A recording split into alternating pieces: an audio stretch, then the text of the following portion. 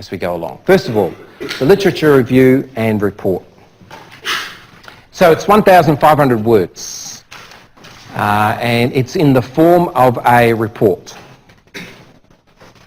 And it's based on one management problem that you identify from a case study that we've given you.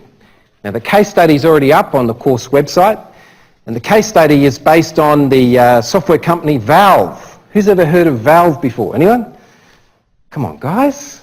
There's only a couple of people. Anyone used Steam? You know, the online engine Steam, Team Fortress 2, Counter-Strike, Half-Life. No one's heard of these games, have you? Is that right? No one's ever played Counter-Strike. I'm sure you have. No? Okay, some people haven't. All right, now's your chance, okay? You can say when you're playing those games, I'm researching my assignment, all right? They're good games. My 14-year-old son absolutely loves Valve. When he heard that I did a case study on it, he insisted that we've got to go across to Valve Software in the US to do a field trip. So who knows what will happen there. But that case study is kind of an anti-management case study. That company has about 300 employees. Apparently about half of them are Australian. And it's based in Seattle, in Washington. And it's a company that has no managers, not one. So you've got to do a management case study on a company that has no managers at all. You've got to identify the management problem. And let me tell you now, the management problem is not that they have no managers. Actually, they function really well. They're one of the most profitable companies per employee of any company around. They come up with some of the most innovative software. My son was going through all of their innovations yesterday, and I'm being informed by him. But the idea for this case study actually came from one of the students here last semester. Came up to me after the lecture and said, hey, look, Peter, have you heard about this company called Valve? They just released their handbook, their company handbook on the internet, and you know they've got absolutely no managers at all? I said, that's impossible. And he said, it is. And so I looked into it and got the case study together for you. So have a look at that. Good question, good question. Do they have at least one leader? There was 2 entrepreneurs that started the company, and he's kind of the driving force, but he doesn't manage. So I have to read the case study. I'm glad you're asking the question already. Everyone's curious. How the hell do they manage if they haven't got any managers? But actually they do really well. Just a little clue, all of the desks in the company have wheels on them. You never stay in the same spot for too long. They have no organisational structure. You choose what projects you want to work on, you work in there for as long as you want. Now the management problem you have to identify relates to an issue discussed in the course, such as the role of management. So if they haven't got managers, who fills in that gap, that role of management? How do they do it? Organisational structure. Remember I said they don't have a structure, so how is that a problem in this case? Organisational culture. So there's the clue as to how they manage. They build a good organisational culture, and people are there because they want to be there, and they're very motivated staff. Or another relevant management problem. But it's up to you to choose your problem, to state the problem in a way that's going to be useful for your assignment. But the assignment is not about the case, the assignment is about the problem that you identify in the case. So your assignment will be about organisational structure or organisational culture. But the case is the context and provides information about the problem. It's definitely not an assignment you can do the night before. Some students have tried, but usually you can tell who's tried to write it the night before, particularly because it's made up mainly of cut and paste stuff from the internet.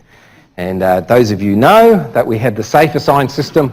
We can find where you cut and pasted it, and unfortunately that's plagiarism. So don't do that. So these are the steps in doing the report that we recommend. First of all, read the case study. It's up on the course website under the assessment folder. And second step, identify one management problem. And I've kind of given you 3 areas already that you can look at. And it's not just because they function so well, you might say, well, they don't have any problems. Well, you've got to identify a potential problem. Say they expand internationally. Would the same system work in another country? What if they get bigger? which they undoubtedly will they still be able to keep the same system? That's the sort of thing you've got to think about. Step 3, this is the hard part, is to find refereed journal articles. So I've got the librarian to come in and talk to us about that. A lot of students don't get peer-reviewed refereed journal articles. They get newspaper articles, well, not newspaper, sometimes magazine, blog references, etc. That's not what we're looking for in this course. We want you to be able to find the latest research, and the latest research is published in those journals. So we want you to be at the cutting edge of management thinking. That's what you should be as a graduate in business or in commerce. You've got to find the author's argument in each article, so you'll be looking at articles and trying to find the arguments of the authors.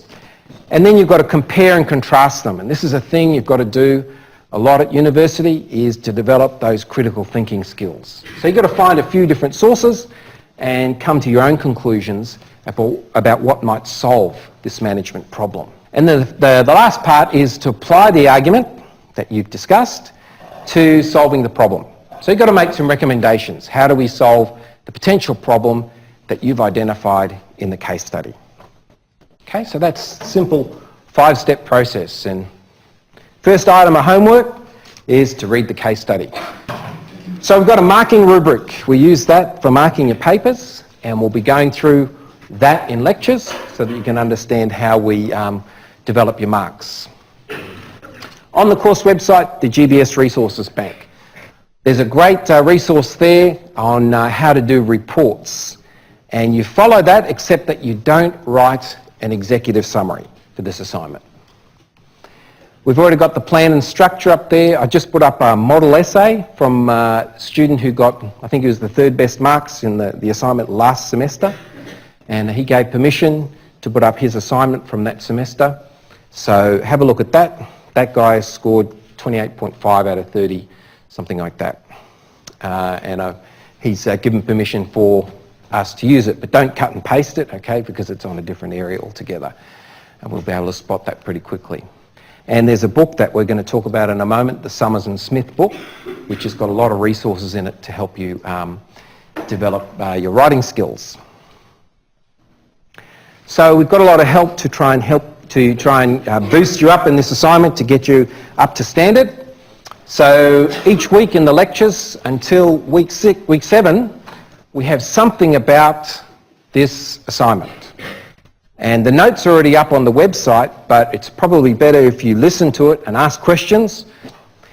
So we'll be doing library research skills A, how to identify a management problem, looking at referencing and critical evaluation, maximising your marks using the marking criteria. Then we've got a checklist, and then the last one about avoiding plagiarism. Unfortunately, there's always students who get caught for plagiarism in this course, and it's quite a painful process, and we don't want people to fail it.